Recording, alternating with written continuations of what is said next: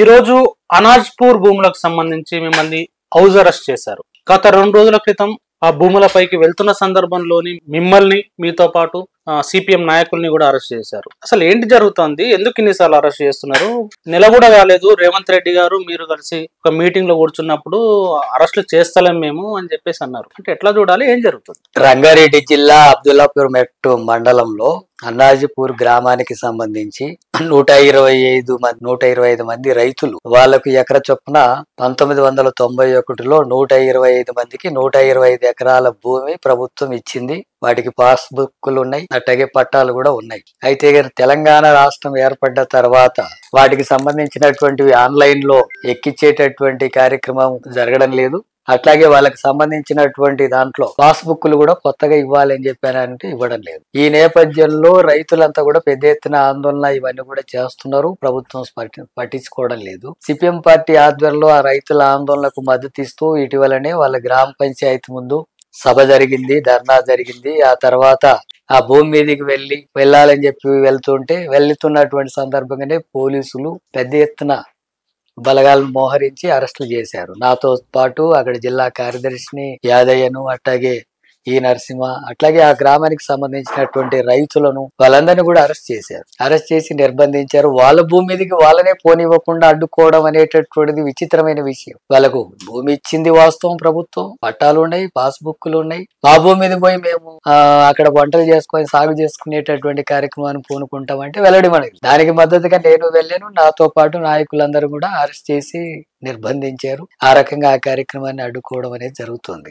ఎందుకు ఈ రోజు కూడా హౌస్ అరెస్ట్ చేశారు. చలో అసెంబ్లీ ఈ రోజు ప్రారంభమైంది కదా, చలో అసెంబ్లీ కార్యక్రమానికి వాస్తవానికి పిలుపు ఇవ్వలేదు. ఆ కార్యక్రమం ప్రజలు సమస్య పరిష్కరించకపోతే తప్పకుండా చలో అసెంబ్లీ కార్యక్రమం నిర్వహిస్తాం. ఇప్పుడు కాకపోతే భవిష్యత్తులో కూడా నిర్వహిస్తాం. కానీ ఆ రకంగా నిర్వహిస్తున్నారు అనేటటువంటి పేరుతో నన్ను గృహ నిర్బంధం చేశారు. జిల్లా కార్యదర్శిని ఈ నరసింహను, యాదయ్యను కూడా అరెస్ట్ చేశారు, నిర్బంధం అందించారు. అక్కడ గ్రామంలో ఉండే రైతులను కూడా నిర్బంధించారు. ఈ దాంట్లో భాగంగానే రైతులంతా కూడా అక్కడ గ్రామంలో పెద్ద ఎత్తున నిరసన కార్యక్రమం చేశారు, రాస్తారోకో చేశారు, అట్లాగే బంద్ పాటించారు. పెద్ద ఎత్తున ఆందోళన నిరసన కార్యక్రమాలంతా కూడా ఆ గ్రామంలో ఈ రోజు కూడా జరిగాయి. ఈ 125 ఎకరాల భూమి అంటే ఇప్పుడు అక్కడ ఎకరకు ₹1,00,00,000 ఉంది. ఆ ₹1,00,00,000 ఉండేటటువంటి భూమిని అంతా కూడా 125 ఎకరాలతో పాటు ఇంకా మిగతా భూములంతా కూడా ఒక 350 ఎకరాల భూమి తీసుకొని అది టూరిజం డెవలప్మెంట్ కోసం రామోజీ ఫిలిం సిటీకి ఇస్తున్నారు అనేటటువంటిది ఒక చర్చ జరుగుతుంది. అక్కడ రామోజీ ఫిలిం సిటీకి భూములు ఇవ్వడానికే ఈ భూములంతా కూడా బలవంతంగా ప్రభుత్వం లాక్కుంటుంది. ఆ లాక్కొని అక్కడ ఉండేటటువంటి రైతుల నోట్లో మట్టి కొట్టేటటువంటి కార్యక్రమానికి పూనుకుంటుంది. మరి రైతులందరూ కూడా పేదవాళ్ళు, ఎకర భూమి ఉన్న వాళ్ళు, భూమి మీదనే ఆధారపడి బ్రతుకుతున్న వాళ్ళు, ఇతర పనులు లేవు, ఇతర ఆస్తులు లేవు, మళ్ళీ అది పోతే కొనుక్కునే స్తోమత లేదు, అంత శక్తి కూడా లేదు. ఇండ్ల స్థలమే కొనలేనటువంటి వాళ్ళు ఎకర భూమి ఎటకెళ్ళుకుంటారు. ఇలాంటి స్థితి కొనసాగుతున్నప్పుడు అది న్యాయమైనటువంటిది రైతులది. రైతులకు కొత్తగా ఆన్లైన్ లో చేర్పించి పాస్బుక్లు ఇవ్వాలని చెప్పి మేము డిమాండ్ చేస్తున్నాం. ఆ భూమిని ఇతరులకు వదిలేటటువంటి, ఇతరులు ఆక్రమించుకునేటటువంటి ప్రయత్నం చేస్తే దాన్ని వ్యతిరేకిస్తాం, అడ్డుకుంటాం. ఆ క్రమంలో రైతులకు న్యాయం జరిగేటట్టుగా అనాజిపూర్ గ్రామ రైతులకు న్యాయం జరగడం కోసం సిపిఎం పార్టీ ఖచ్చితంగా వాళ్ళకి అండగా నిలబడుతుంది, పోరాడుతుంది. ప్రభుత్వం ఇప్పటికైనా ముఖ్యమంత్రి జోక్యం చేసుకొని ఆ భూములు వాళ్ళకే ఉండేటట్టుగా చర్యలు తీసుకోవాలని చెప్పి డిమాండ్ చేస్తాం. ఆయన అరెస్టులు చేయడం లేదు అనేటటువంటి విషయాలు మాట్లాడినటువంటిది వాస్తవమే. కానీ ప్రజల తరఫున పోరాడుతున్నప్పుడు ఏ సమస్య పరిష్కారం కాకుండా ఉన్నప్పుడు పోరాటాలు ఉధృతం అవుతాయి. పోరాటాలు ఉధృతం అవుతున్నటువంటి క్రమంలో వాళ్ళు అరెస్టులు చేస్తేనో లేకపోతే కేసులు పెడితేనో వీటికో మనం వెనకబడి భయపడి ప్రజలకు అండగా నిలబడేటటువంటి పని చేయకుండా ఉండడం అనేది అది ఎర్రజెండాకు సాధ్యం కాదు. దాన్ని పట్టుకున్నటువంటి నాయకులకు, కార్యకర్తలకు సాధ్యం కాదు. అందుకని ఆ రూపంలో ఆ పోరాటం అనేటటువంటి తప్పకుండా కొనసాగుతుంది. కమ్యూనిస్టు యోధుడు అనుకోవచ్చు సురవరం సుధాకర్ రెడ్డి గారు, సిపిఐ జాతీయ నేత, చనిపోయారు ఈ కాలంలోనే. ఎట్లా చూడాలి కమ్యూనిస్టు ఉద్యమాలకు గాని, ఆయన చేసిన సేవలు గాని, ఆయన మరణం కమ్యూనిస్ట్ ఉద్యమాలకు ఎట్లా నష్టం చేస్తారు? సురవరం సుధాకర్ రెడ్డి గారు విద్యార్థి దశ నుంచి ఆయన ఉద్యమాల్లో పాల్గొంటూ విద్యార్థి నాయకుడిగా, అట్లాగే వివిధ సంఘాలలో నాయకుడిగా పనిచేస్తూ పార్టీ నాయకులుగా కూడా ఎదిగారు. సిపిఐ పార్టీకి ఉమ్మడి ఆంధ్రప్రదేశ్కు కార్యదర్శిగా పనిచేయడమే కాకుండా జాతీయ స్థాయిలో కూడా ఆ పార్టీకి కార్యదర్శిగా పనిచేసినటువంటి నాయకుడు. ఆయన సిపిఐ పార్టీలో అగ్ర నాయకుడు. ఆయన మా జిల్లా వాసి కూడా, మహబూబ్నగర్ జిల్లా వాసి. అందుకని ఆయన పట్ల అక్కడ ఉండేటటువంటి ప్రజలకే కాదు, మొత్తం దేశవ్యాప్తంగా వామపక్ష ఉద్యమాన్ని ఐక్యంగా ముందుకు సాగించాలనేటటువంటి ప్రయత్నం చేసిన నాయకుడు, అనేక వర్గ పోరాటాలు నడిపినటువంటి నాయకుడు. అట్లాగే ప్రజల తరఫున ప్రజాస్వామిక హక్కుల కోసం కార్మికులు, రైతులు, ప్రజలు చేస్తున్నటువంటి పోరాటాల్లో కూడా ఆయన ముఖ్యమైనటువంటి పాత్ర పోషించాడు. అట్లాగే రాష్ట్రంలో ఉమ్మడి ఆంధ్రప్రదేశ్ లో జరిగినటువంటి విద్యుత్ ఉద్యమంలో ఇక్కడ సిపిఎం నుంచి రాఘుల్ గారు అయితే, ఆయన సిపిఐ నుంచి సురవరం సుధాకర్ రెడ్డి గారు బలమైనటువంటి ఉద్యమాన్ని నడిపారు. ఇటీవలనే విద్యుత్ అమరవీరుల యొక్క సంస్మరణ సభను కూడా 28వ తారీఖున రాష్ట్ర వ్యాప్తంగా నిర్వహించుకోవడం అనేటటువంటి జరిగింది. అటువంటి అనేక పోరాటాలని, వామపక్ష ఉద్యమాల్ని బలంగా ముందుకు నడిపినటువంటి నాయకుల్లో సురవరం సుధాకర్ రెడ్డి కూడా ముఖ్యుడు. అందుకని అలాంటి వ్యక్తి ఇప్పుడు ఈ సందర్భంలో ఒకవైపు ఆర్ఎస్ఎస్ మతోన్మాద భావజాలం విచ్చలవిడిగా పెరుగుతున్న నేపథ్యంలో, రాజ్యాంగంలో ఉండే హక్కుల్నే కాలరాసేటటువంటి కొనసాగుతున్న నేపథ్యంలో, లౌకికత్వం లేకుండా లౌకిక భావాలకు భిన్నంగా మతోన్మాద భావాల్ని రెచ్చగొడుతున్నటువంటి ఈ సందర్భాన అలాంటి వ్యక్తి కమ్యూనిస్టు ఉద్యమాలని, వామపక్ష ఉద్యమాలని, లౌకిక భావాల్ని ముందుకు నడిపేటటువంటి నాయకుడిగా అవసరం ఉండాల్సినటువంటి సమయాన ఆయన మరణించడం అనేటటువంటిది తీవ్రమైనటువంటి లోటు. ఈ రోజే రవీంద్ర భారతిలో ఆయన సంస్మరణ సభ కూడా జరిగింది. వామపక్షాల పార్టీల నాయకులతో పాటు ఇతర పార్టీల నాయకులు కూడా హాజరయ్యారు, ముఖ్యమంత్రి కూడా హాజరయ్యారు. ఆ సభకు నేను కూడా హాజరు కావాల్సి ఉన్నది. నేను కూడా హాజరు కావాల్సినటువంటి సందర్భాల్లోనే ఉదయాన్నే 7 గంటలకే వచ్చి మీరు చలో అసెంబ్లీ చేయబోతున్నారు అనే పేరుతో హౌస్ అరెస్ట్ చేశారు. చలో అసెంబ్లీ లేదు, సురవరం సుధాకర్ రెడ్డి గారి సంస్మరణ సభలో నేను కూడా పాల్గొనాల్సినటువంటి అవసరం ఉంది అని చెప్పినా సరే పోలీసులు మధ్యాహ్నం అసెంబ్లీ అయిపోయేంత వరకు కూడా వాళ్ళు గృహ నిర్బంధం చేశారు. ఆ రకంగా ఈ సభకు కూడా వెళ్ళలేకపోయాను.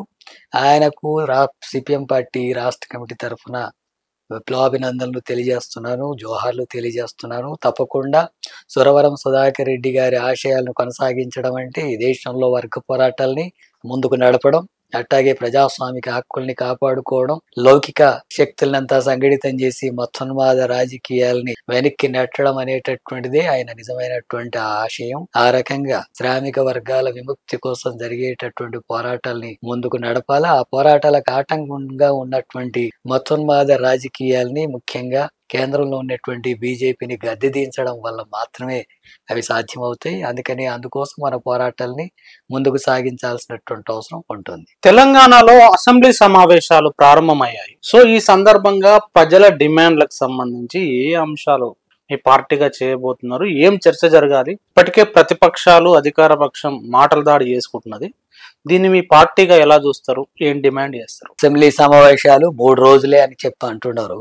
ఈ 3 రోజుల్లో చర్చ జరిగే అవకాశం ఏమీ ఉండదు. వాస్తవానికి 3 రోజుల్లో మొత్తం విషయాలంతా, ప్రజా సమస్యలు చర్చించడం అనేది సాధ్యమయ్యే అంశం కాదు.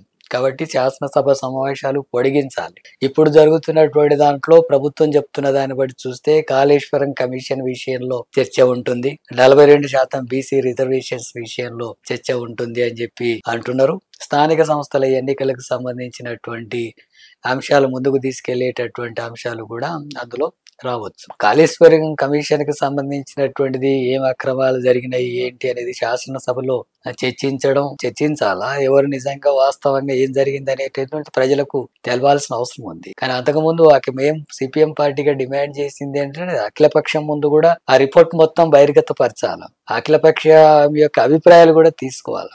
అట్లాగే శాసనసభలో కూడా చర్చ జరపవచ్చు, తప్పేం లేదు. కానీ ఆ రకంగా ఏమి జరగకుండానే విషయాలంటే అవన్నీ కూడా వాస్తవాలు ఏంటి, అవాస్తవాలు ఏంటి అనేటటువంటిది ప్రజలకు సరిగ్గా అర్థం కాని స్థితి అవుతుంది. ఈ ఒక రోజు జరిగే సమావేశాల్లో 1-2 రోజుల్లో కూడా వాటి విషయాలంతా కూడా బహిర్గతం అయ్యేటటువంటి అవకాశాలు కూడా ఏమి ఉండవు. అందుకని దానివల్ల తక్కువ ప్రయోజనం ఉంటుంది. అదొకటి. అట్లాగే 42% రిజర్వేషన్స్ అనేటటువంటిది అమలు చేయడానికి ప్రభుత్వం పూనుకుంటే కేంద్రం అడ్డుకుంటుంది, ఆర్డినెన్స్ కి అడ్డుపడ్డారు.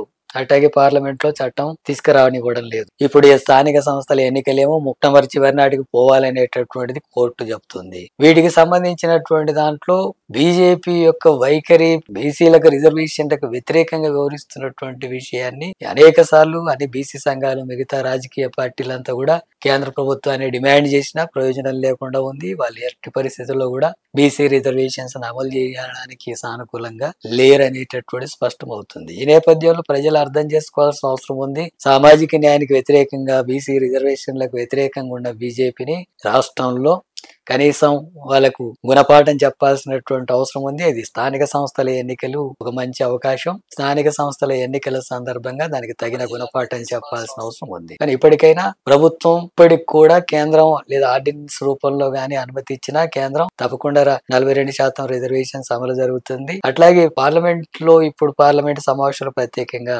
లేవు. ఇలాంటి స్థితి ఉంది. కాబట్టి ప్రభుత్వం ఈ 42% రిజర్వేషన్స్ అమలు జరిగేటట్టుగా చర్యలు తీసుకొని స్థానిక సంస్థల ఎన్నికలు జరపడానికి పోవాల్సినటువంటి అవసరం ఉంది.